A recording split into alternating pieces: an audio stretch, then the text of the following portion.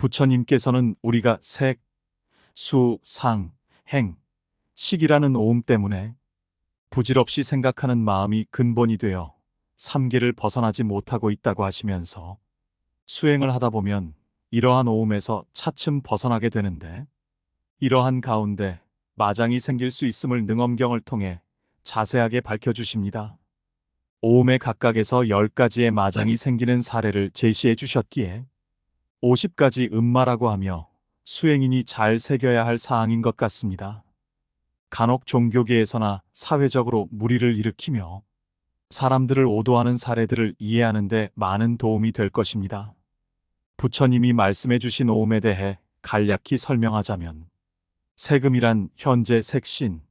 즉 세금으로 된 몸이 견고한 허망한 생각이라는 것입니다. 수음이란 순하면 유익하고 거스르면 해로운 두 가지로 치달리는 허망한 생각이며, 상음이란 생각으로 요동하는 허망한 정, 행음이란 모든 작용이 잠시도 머물지 않는 것, 식음이란 현재 보고 듣고 깨닫고 알고 하는 가운데 관습의 기미이니 맑고 또렷한 가운데 형상이 없이 허무한 뒤바뀌어진 미세하고 정밀한 생각을 일컫습니다. 부처님께서는 우리의 본래 참마음이 이러한 5가지에 덮여 있어 생사윤회를 한다고 하시며, 수행을 해나가다 보면 이런 5가지 쌓임에서 차츰 벗어나게 되고 원만하고 밝은 정밀한 마음이 발하여 금강십지를 거쳐 열애의 오묘하고 장엄한 바다에 들어가 보리를 원만히 이룰 것이라고 경을 통해 분명히 말씀해 주십니다. 그런데 이러한 오음에서 벗어나게 될 때 여러 신비한 현상이 나타나는데, 수행자들이 이러한 신비한 현상에 잘못 현혹되면 마장이 나타나 수행을 그르칠까 염려하여 50가지 마구니의 장애에 대한 자세한 사례를 설해 주십니다. 우선 세금의 구역에서 세금이 없어지려고 할 때 사대가 서로 얽히지 않으면 잠깐 동안 몸이 걸림에서 벗어나게 돼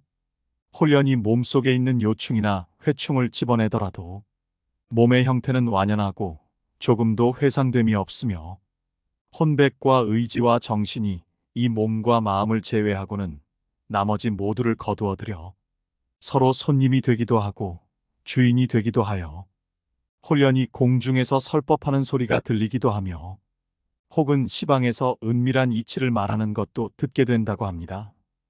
또는 시방 세계가 두루 연부단 금빛으로 변화하며 모든 종류가 열애의 모습으로 변화해서 비로자나 부처님이 천광대에 앉아 계시고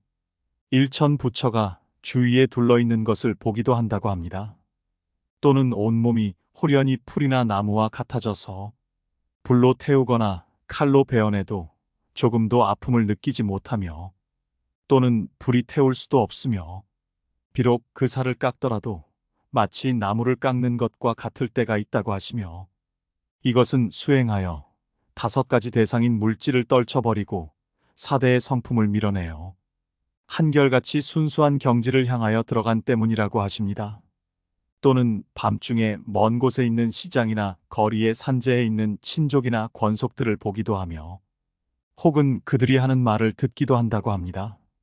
이는 모두 수행의 과정 중에 잠시 그렇게 된 것이지 성인이 된 증거는 아닌데, 이때 만약 자신이 성인이 되었다는 생각을 하게 되면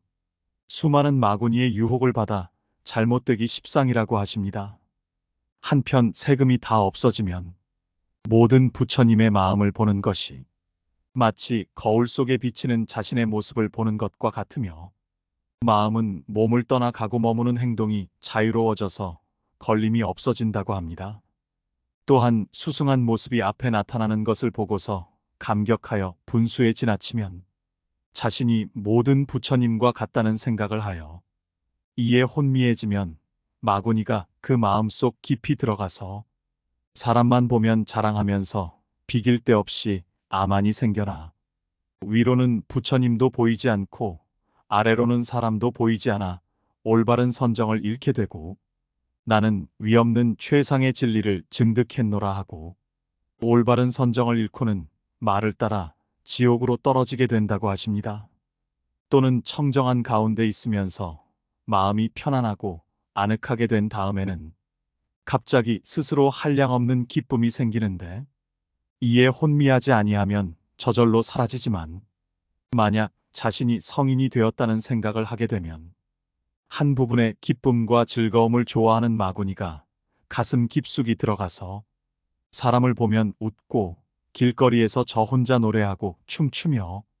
스스로 거리낌 없는 해탈을 얻었다고 할 것이라고 말씀해 주십니다. 또는 세금이 사라지고 수음이 명백함을 보고서 스스로 만족하게 여기면 갑자기 무단히 남을 없인 여기는 교만을 일으켜서 수행자를 능멸하는 교만과 겸손한 채 하는 교만, 자기만이 최고라고 하는 교만, 진리를 증득했다고 남을 속이는 교만 등이 일시에 발동하여 마음속으로 시방의 열애를 가볍게 여길 뿐더러 성문이나 연각도 우습게 여긴다고 합니다. 이에 혼미하지 않으면 저절로 사라지지만 만약 성인이 되었다는 생각을 하게 되면 일부의 매우 교만한 마구니가 그 마음 깊숙이 들어가서 탐묘에 예배하지 않으며 경전이나 불상을 부수어 버리면서 시주하는 사람들에게 말하기를 이 불상은 금이나 구리로 만든 것이거나 혹은 흙이나 나무로 만든 것이며 경전은 나뭇잎이거나 헝겊에 불과하며 육신은 참되고 항상한 것이거늘 이것에는 모두가 공경하지 아니하고 흙이나 나무를 숭상하고 있으니 실로 뒤바뀐 것이다고 하면서 신심이 깊은 사람까지도 그 말에 속아 불상이나 탑을 마구 부수어서 땅 속에 묻어버려서 중생들을 현혹하게 하여 무간지옥에 떨어지게 하리니 올바른 선정을 잃은 것이므로 당연히 무간지옥에 빠져 떨어지게 된다고 하십니다. 또는 세금이 사라지고 수음이 명백함을 보고서 밝게 깨달은 가운데 비고 밝은 성품을 얻으면 그 가운데 문득 영원히 없어진다는 생각에 마음이 쏠려 인과도 없다고 하면서 한결같이 허공을 향해 들어가 공한 마음이 앞에 나타나서 마음에 영원히 끊어져 없어졌다는 견해까지 내게 되는데 이는 오묘하고 항상함을 스스로 견고하게 할 지혜가 없는 탓인데 이에 혼미하지 않으면 스스로 사라지지만 성인이 되었다는 마음을 내게 되면 허공의 마구니가 마음속 깊이 들어가 계율을 지키는 사람을 소승이라고 비방하며 보살은 공을 깨달았는데 무슨 계행을 지키고 범함이 있겠는가라고 하면서 신심이 있는 사람들 앞에서 항상 술 마시고 고기 먹으며 음란한 행위를 마구 행하여도 마구니의 힘에 의지한 것이기 때문에 앞에 있는 사람들을 사로잡아 의혹이나 비방이 생기지 않게 하며 한결같이 모두가 공한 것이라고 하면서 부처님의 계율을 깨뜨려서 사람을 그르쳐 죄를 짓게 하여 결국 무간지옥에 빠져 떨어지게 된다고 말씀해 주십니다. 또는 세금이 사라지고 수음이 명백함을 보고서 그 텅 비고 밝음에 맞들여서 뼛속 깊이 스며들면 그 마음에 문득 한없는 애욕이 생겨나서 애욕이 극에 달하면 광증이 발동하여 문득 탐욕이 되어 그 틈을 타서 음욕의 마구니가 마음 깊숙이 들어가 한결같이 음욕을 행하는 것이 보리의 도라고 말하여 청정하게 계율을 지키는 모든 신도들을 유혹하여 골고루 음욕을 행하게 하며 그 음욕을 행하는 자를 가리켜 법왕의 아들을 가지게 된다고 하니 귀신의 힘으로 이루어지기 때문에 말법 세상에 어리석은 범부들의 마음을 사로잡아 그 수가 1만까지 된다고 하셨습니다. 마구니의 마음에 실증이 생겨 그 사람의 몸에서 떠나버리면 위험 있는 덕이 없어져서 관가의 범난에 빠지며 중생들을 유혹하고 그르쳐서 무간지옥에 떨어지게 한다고 하셨습니다. 계속해서 수음이 사라지고 상음이 사라지고 행음, 식음이 차례로 사라질 때마다 나타나는 마장에 대해 상세한 가르침을 능엄경에서 말씀해 주고 계십니다. 이처럼 수행을 하다가 잘못되는 경우를 자세하게 알아두면 우리 주위에서 간혹 깨달았다고 하며 증상만에 사로잡혀 사람들을 잘못 이끄는 이들을 걸러낼 수가 있습니다. 수행의 과정을 가다 보면 안타깝게도 눈 밝은 이를 만나지 못할 경우 조그만 것을 얻고는 마치 큰 돌을 이룬 것처럼 잘못 알아. 부처님이 경계해 주신 것처럼 마구니에게 마음을 뺏기는 일이 생기는 것 같습니다. 부처님께서 특별히 그것을 경계하여